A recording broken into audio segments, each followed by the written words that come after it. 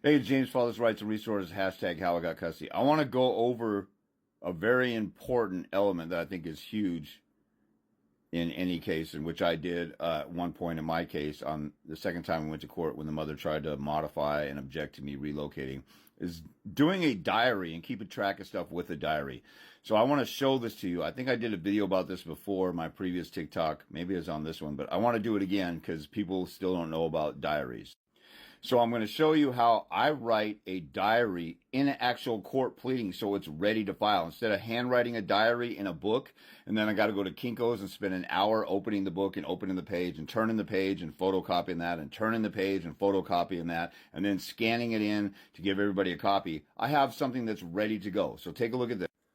So here's a document that I wrote up. You know, it has the actual caption in my case. That's me. That's my baby's mom. This is my actual case number. And part of the file is sealed before paternity was established. I was on the birth certificate, but I got legal advice from the state to file this way, and so I did it wrong at first. But here's an intro to my paperwork. Let me reduce it a little bit. Oh, that's gonna split it up. So you see how like I'll write a pleading. In Washington, you got to have like a 3-inch gap at the top so the clerk can stamp the stuff. But you see how there's number lines here? And then this is called the caption. I'm going to give you a little extra lesson here, not just talk about diaries. This is the caption of the case. So you have the names of the parties. Then you have the case name and then the title of the document. And then, of course, it says what courthouse you're in. Superior Court of Washington, County of King. That's where Seattle is, the county Seattle's in. So, you know, a lot of times I'm using a little bit of old school language. Comes now, James Christensen. Here I come to the court and present this. And then it says, here's my firsthand eyewitness account. If you guys want to freeze that and zoom in and copy that language, that's fine. I don't care. But this is how I did a diary.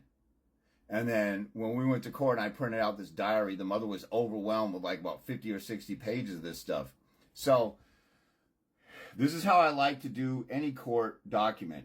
A lot of people will just ramble. See how I have this paragraph? A lot of people just go and talk and talk and talk and talk and talk and not break up any declaration or statement. I like to break stuff up and section it off as much as possible. This one, of course, is according to dates and times that I'm sectioning it off because I want to break that stuff.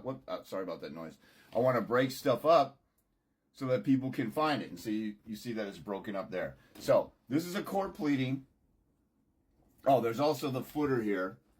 You know, there's my, information. I gave a bogus email here, but,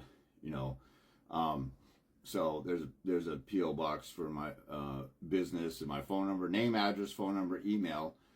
Some places you can do that in the footer. There's some states where you do it up here, like, I know California, like they'll put attorneys and parties up here at the top.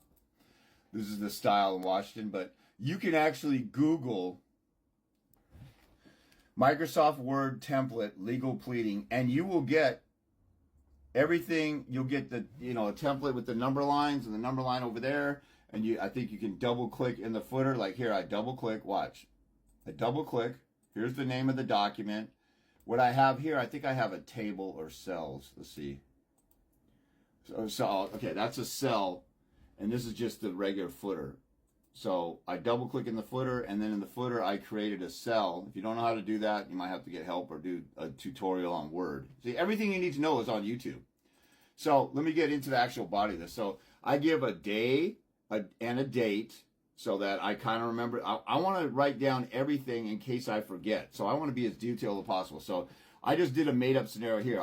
My old diary was from 2003, 2004, when the mother went back to court and tried to object to me moving 30 miles when she lived in California and I was in Seattle. And then we were in court for a year and a half on a modification. So, up here I say something like, had a picnic at the Williams home. Grandpa was in town and meet my daughter for the first time. She warmed up to him, wouldn't let go. He handed her back to me. Loves Grandpa. See picture from that day. So then within this, I will start a library of pictures. See picture from that day of me bottle feeding her. Pick 0001. Because I might end up with 1,000 pictures. I'll number them 0001. And when I save a picture, the first thing on the name of the picture is this number. So that way they save in chronological order. And you might, when you save the picture in a different file when you save it in a different file, then you might put 0001, you don't need the number sign, and then put blank, then put a dash, and let me see if I can just type it right. So I just wrote in this document. Now, I'm not writing this in a doc. This is how I save files. Here's how I usually save files. You see that 2001-09-10? That's the year 2000, September 10th. So when I save files, I do it in chronological order. If I have a document or a pleading, a court order, this or that, I'll save it with the date up front. So everything saves in chronological order. If you do it with 09-10-2001, if you put the month first, then if you have 3 years of files, they'll bunch all the Septembers from 2001, 2002, 2003 together. I want it to go from the year. I want everything in 2001 to be in chronological order. Then they'll show 2002, 2003. But if I bunch it with the month like that, and then I put 2001 at the end, then it'll bunch all the months together.